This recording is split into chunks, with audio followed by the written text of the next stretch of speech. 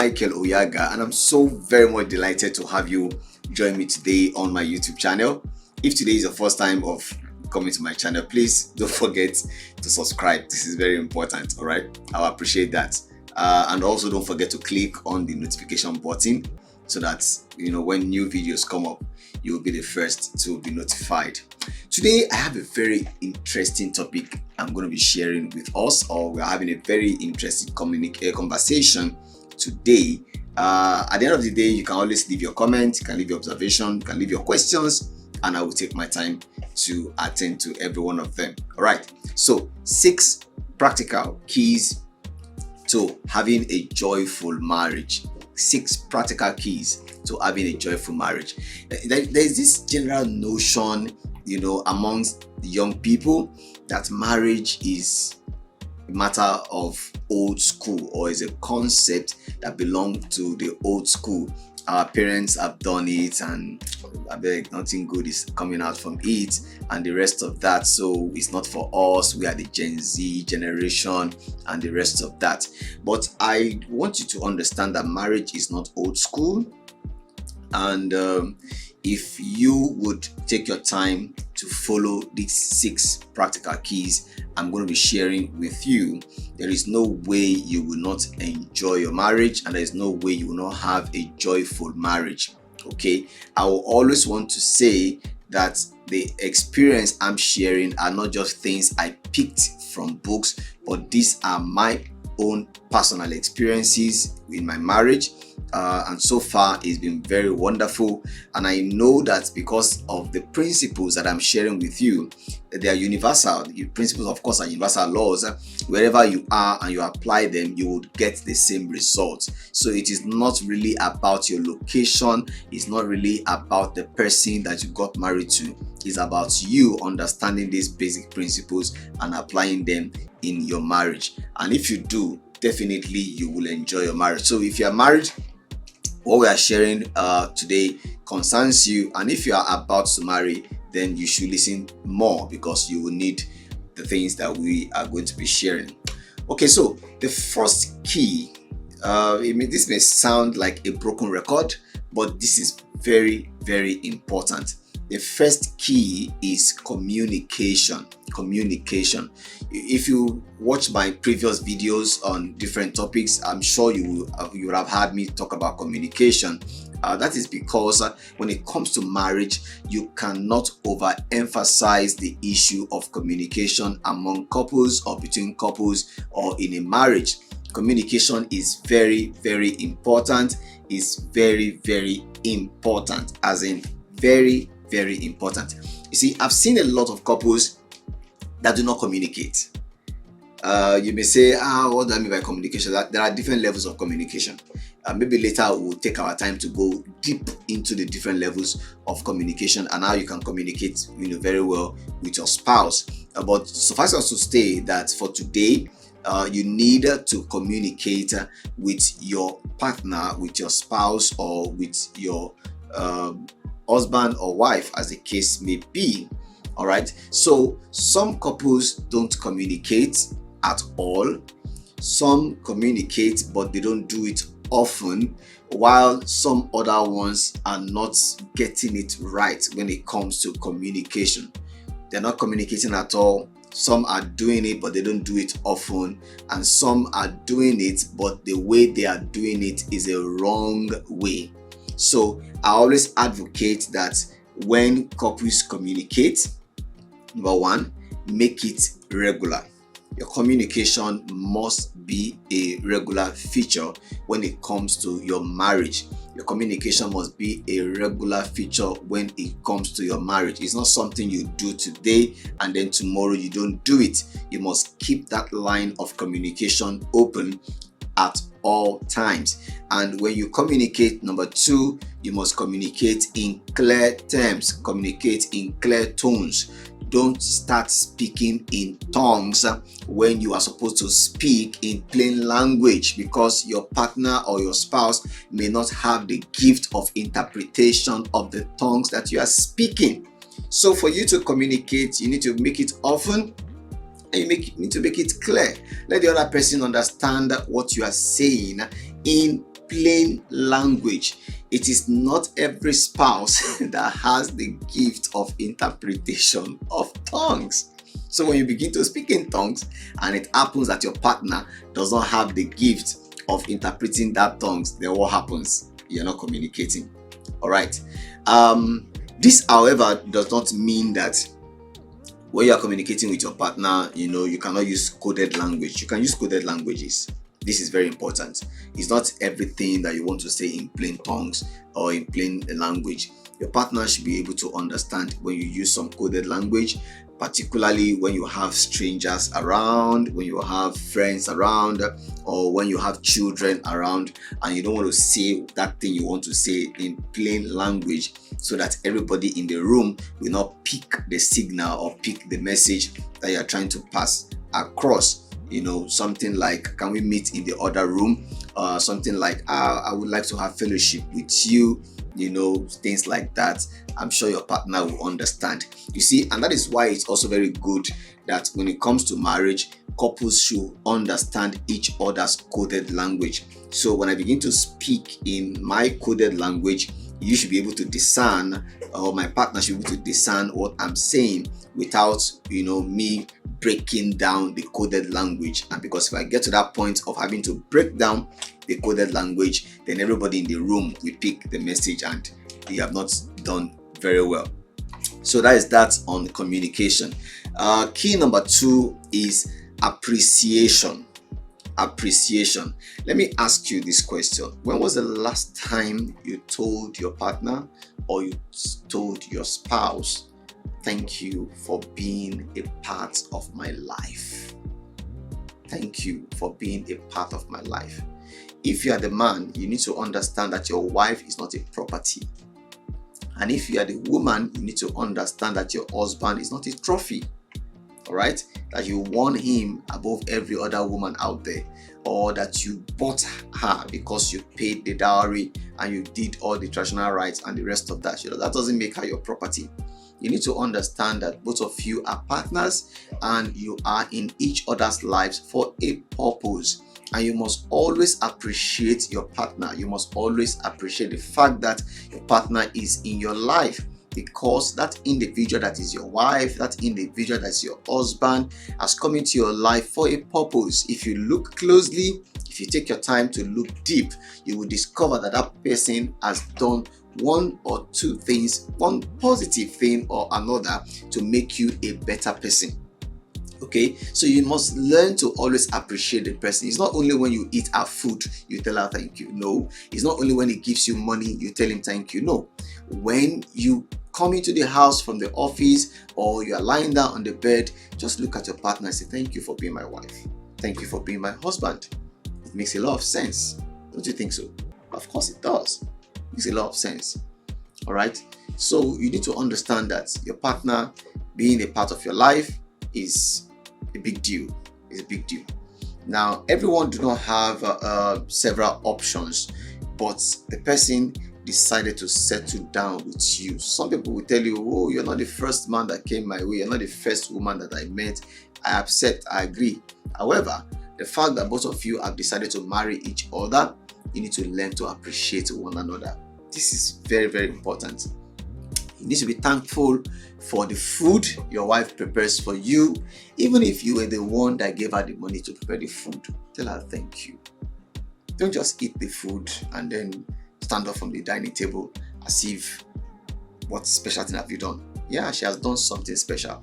Spending hours in the kitchen to prepare the food, going to the market in the first place to get the items for the food, and the rest of that is a lot of work for the woman. And if your husband gave you money to do the cooking, you don't say, but I'm the one that did the cooking. Yes, but he's the one that gave you the money. So you should also appreciate him. You see, when couples learn to appreciate one another, it will reduce the level of friction in the home. It will bring about unity and there will be great harmony in the home. So always be thankful for your wife, always be thankful for your husband, always be thankful for your partner at every point in time. There are so many things you can be thankful for in the life of your partner. Yes, so you need to use your tongue to count your teeth and begin to itemize 1, 2, 3, 4, 5, 6, 7, and so on things that you can be thankful for in the life of your partner. This is very important. All right, so number 3, focus on intentional intimacy. Couples must focus on intentional, note that word, intentional intimacy. The fact that you are husband and wife does not automatically mean that you will be intimate. Not at all. You have to be intentional in bringing about the intimacy in that marriage. If you're not intentional about it, there is no way the intimacy will come. So you'll be walking in assumption as a man, or she'll be walking in assumption as a woman. Is he not supposed to know? He's not supposed to do this. He's not supposed to be my husband. He's not supposed to treat me this way. You see, you keep walking on assumption, and at the end of the day, nothing is going to work in that marriage. So both of you must be intentional when it comes to, intimacy. Very, very important. We know also that the economy, well, quote and unquote, is very wonderful, but that doesn't mean that couples shouldn't have some private time together. Go to your place of work, go to your place of business, you come back home maybe late in the evening, and the rest of that, you should have some private time together. You should have some time that is just two of you, cuddling, talking, and the rest of that. For some couples, the only intimate time they have is when they are in the other room. In the other room. That is the only time they are intimate. But that shouldn't be the only time you are intimate with your wife. That shouldn't be. So you need to learn to make time for intentional intimacy. It's very important, because if lovemaking is the only exciting thing in your marriage, then that marriage is boring. Read my lips. That marriage is boring. If lovemaking is the only thing that is exciting in your marriage, that marriage is actually very boring. So couples must learn to have time for each other.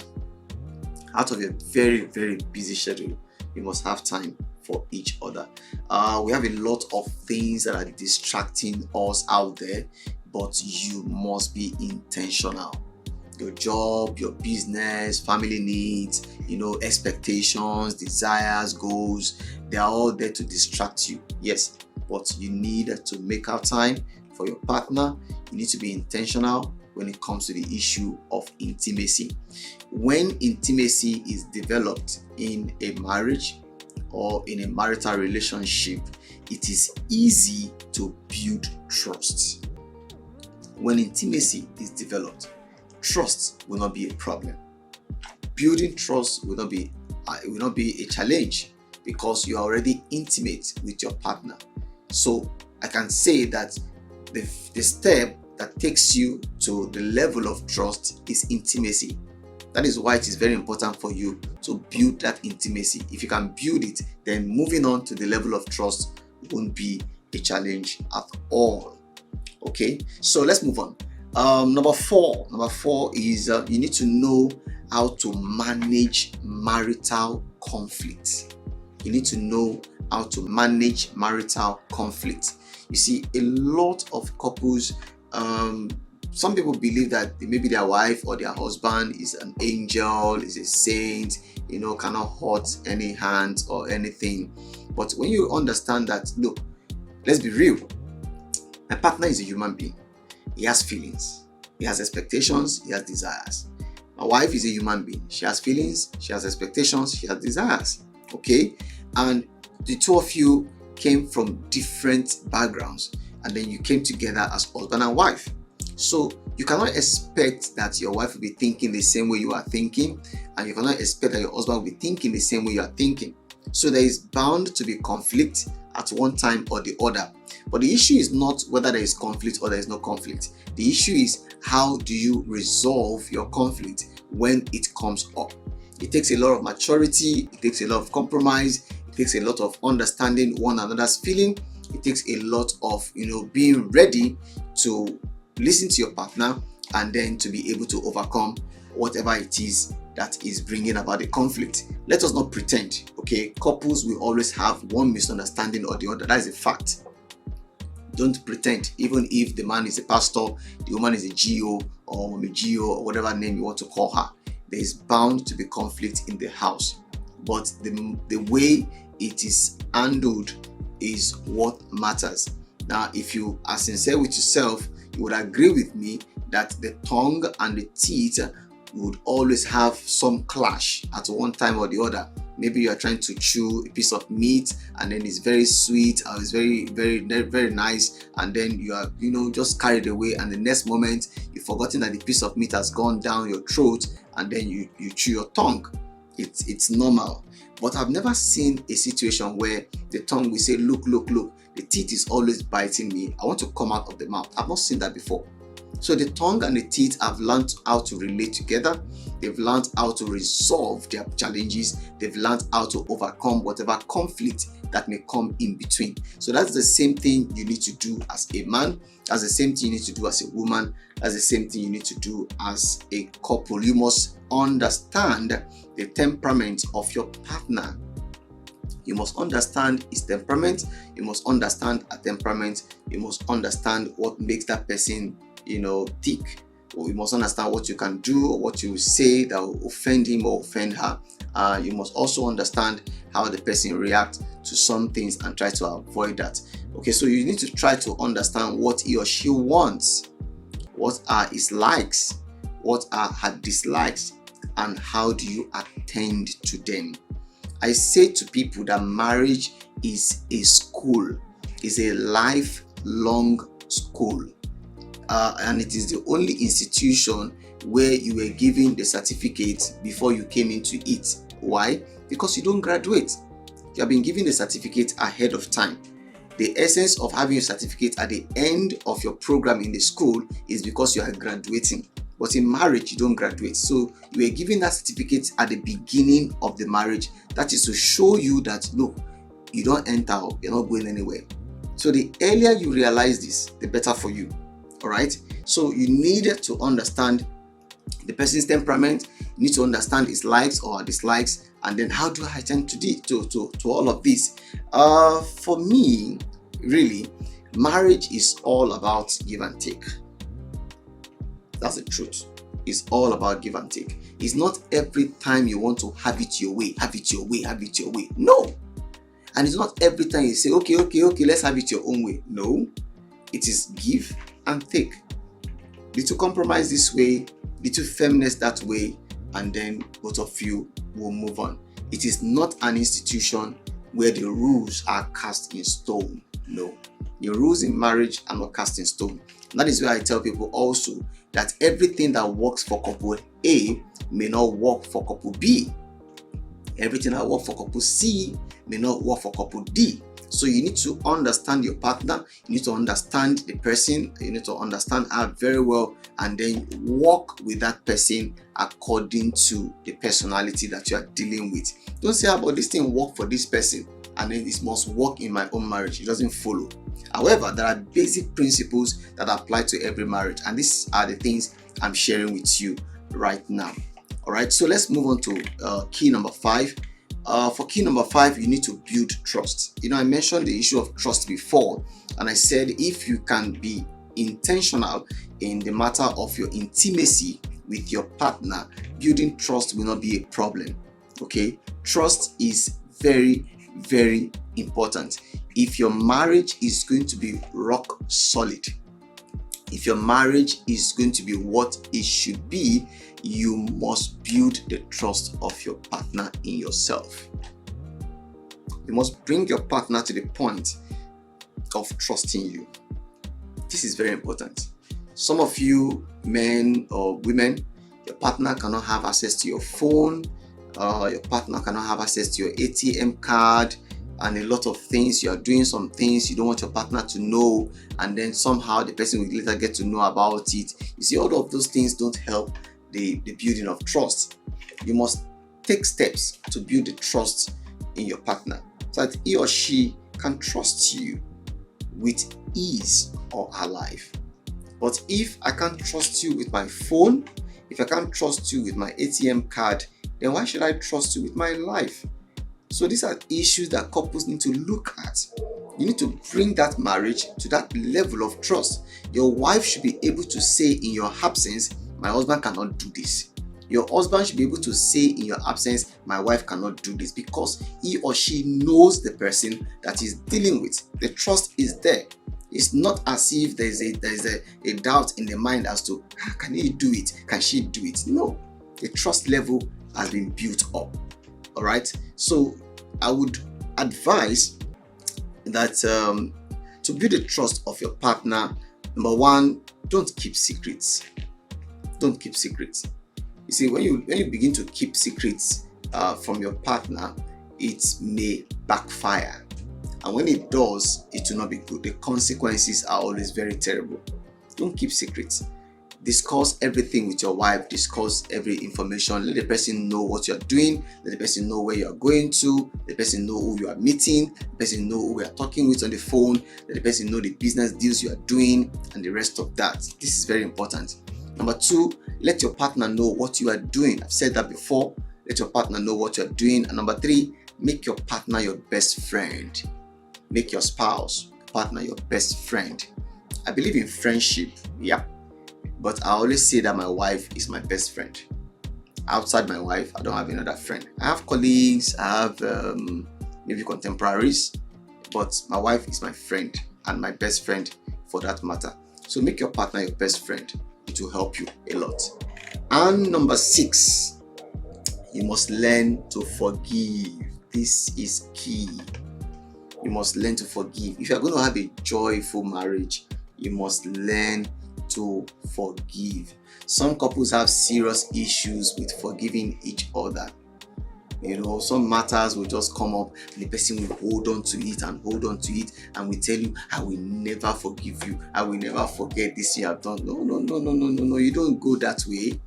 You don't go that way. Because if you go that way, you're going to be hurting yourself. If you go that way, you're putting yourself in a prison in your mind. Yes, you are putting yourself in a prison in your own mind, and you are not helping your relationship. You need to learn to forgive the other person. If you are going to enjoy your marriage, you must learn to forgive one another. No matter what the person has done, you must be willing and ready to forgive. Can I say this to you? You must also learn to say, I am sorry for nothing. You must learn to say, I am sorry for nothing. It's not every time you want to hold your ground, you want to stand on your right. When it comes to marriage, you don't have rights. Neither do you have left. You must learn to say, I am sorry. Even when you don't understand what you have done. Even when you feel that you're not wrong. But so long as your spouse has told you, you are wrong, this thing you have done, I don't like it. For the sake of peace, for peace to reign in that house, you must say sorry. If you don't say sorry, then get ready for third war.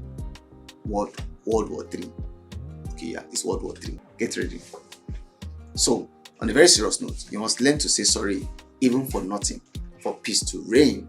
When the peace in the house is restored, then you can now sit down and say, but what exactly happened? And two of you can look at it together. And a lot of the times you will discover that, oh, you're just being naughty and all of that, and you are good.